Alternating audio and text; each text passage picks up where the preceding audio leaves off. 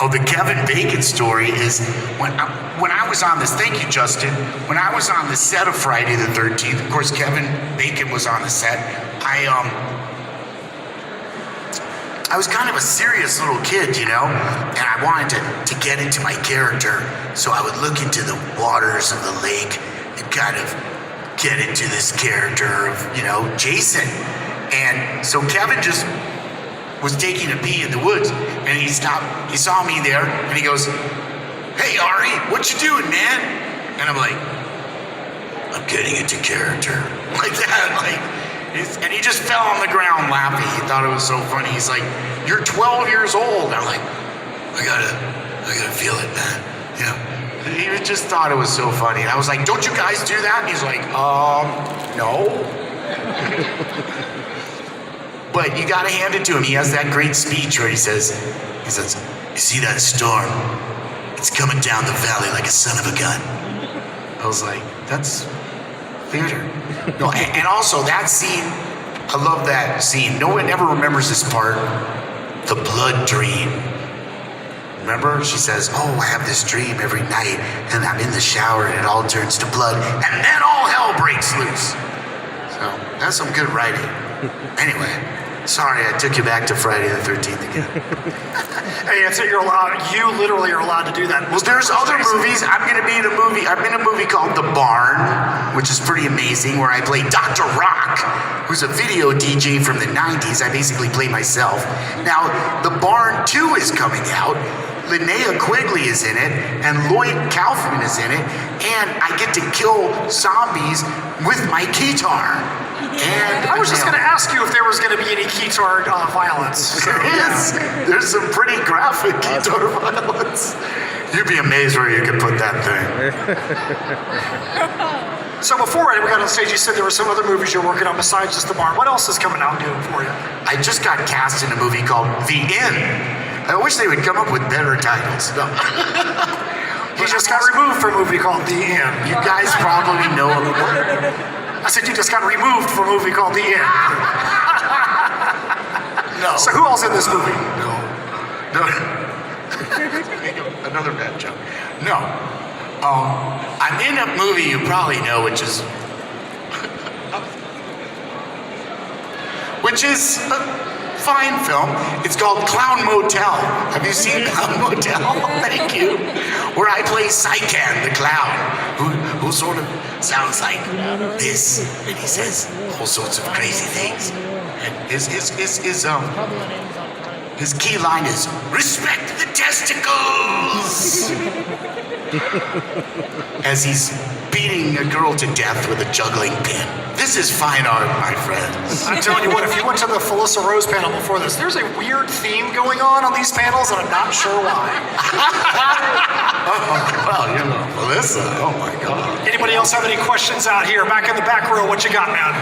Yeah, I was just wondering, what was your friend's reaction when they saw the movie or when they realized they're talking to the first Jason, like as a kid being able So your to go... question was, what was your friend's reaction when they realized that you were the first Jason? Well, you know, back in those days, my friend, horror like this was considered quite taboo. You know, and it wasn't something that I was telling the girls at school that I was the slimy kid that jumps out of the lake. No, and it was really pretty taboo for a long time. But I would say, notably, after 1983, with the 3D version with the hockey mask, and then people would come up to me at school and say, "Ch-ch-ch."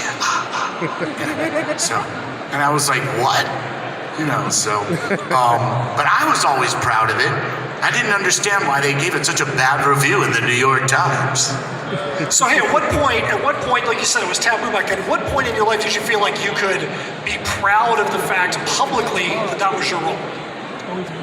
I was just a kooky kid. I was proud of it the whole time. I never, but I would kind of, I would notice some people, there would be two reactions. It would be either incredulous. People would be like, "No, you weren't." You know, because we didn't have the cell phone and you could verify things. You just Google it nowadays. That's what I finally said. That's that's when I finally did, because you know, you'd be in a bar and your buddies are like, hey, my friend played Jason, and the next thing, fists are flying, you never know. But I said, guys, listen, as I picked him up off the ground, no, things can get awkward, but now, let me tell you, those bar conversations are really short. You just go, oh yeah, he was Jason. All right, whatever. 1981. I'm gonna have to figure this out. I'm gonna have to find the address. I'm gonna have to write a letter. I'm gonna hope that somebody opens it, and maybe a month later I might be able to find out. Oh my God. All right, anybody else have any questions out here? What over here in the corner? What you got, my man? Speak up real loud. Hellraiser. I mean, that would be a cool world if you could do that. It's like, get off this train and get on that one. No, I just think Hellraiser's awesome, and I think Doug Bradley did an amazing job, and, you know, that's one of the slashers that I really love. That's a cool question. All right, back there in the back row, what you got? Back to something that you said earlier. You said that you just kind of snuck on to the set where they were like having the auditions. How did you get cast if you snuck on? Oh yeah, I snuck into the audition that was at the YMCA in Westport, Connecticut, not onto the set. You never want to sneak onto a set. But of course, going to auditions is a great way for everybody to get cast and get involved, but don't go to auditions alone like I did. A crazy little boy went to an audition alone. Should never do that. But it was entirely safe in this case because it was in the YMCA. And how did I get cast? I guess because I looked a lot like Danny Partridge or something. I don't know. I just charmed them. You know, they gave me the script and I read the lines, and they said. And they called me back, though, a couple times. There wasn't just one. They called me back. And then finally, after the last audition, all the other little kids had agents. So they said, so, who's your agent? And I said, I don't have an agent. And they were like, that's great. You're hired. Mom, can I get an agent with my allowance? That was for the movie Nanny's Orphans, which I actually had 80 lines, and it was a comedy. And yeah, Roger was obsessed with girls. He was always carrying a Playboy magazine around. That was his thing. Yes. And so it was kind of a takeoff on Porky's. And and John was frustrated because, you know, he wanted me to kind of get a little bigger. So in one scene, they had a scene where I ate a donut. Because I'm looking at a girl and I'm like, oh, she's so beautiful. I'm like eating these donuts. So he said, let's do it again. So he kept doing this scene. And finally the makeup lady said, you're just trying to fatten up Ari. What's going on here? So it kind of ruined donuts for me. But see, this is how hard it is to be in movies. But when it comes down to it, I had a great time on the set of Friday the 13th. It was a blast for me. We had so much fun. One of the things that I think is great about Friday the 13th is it was really the fans that defined what that ending was. Because the ending, they said, oh, you know, is it a dream? She wakes up. She's not dead. Is he still out there? Who knows? But the fans are like, no, that little boy is there. He's a real person. It's not a dream like Freddy. It's a real person. So the fans determined that, and then they said, okay, we're going to create parts 2, 3, etc., around the way the fans. So if you ask me, it was that fan interaction, which is so much a part of what we do today. And it's also a huge part of independent horror films because they're all fan-funded, etc. But this could be the first time that happened. So I thank you, fans, for choosing Jason. Thank you.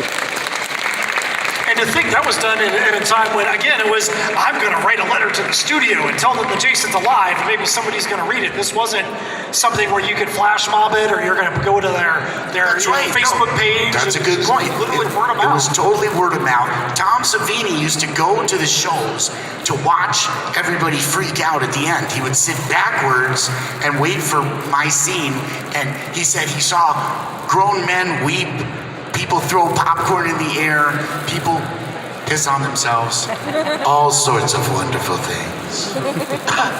But yeah, it's a magical moment, and I'm absolutely happy to be a part of it. And you know, again, it's really the fans, and the fans have so much imagination when it comes to Jason.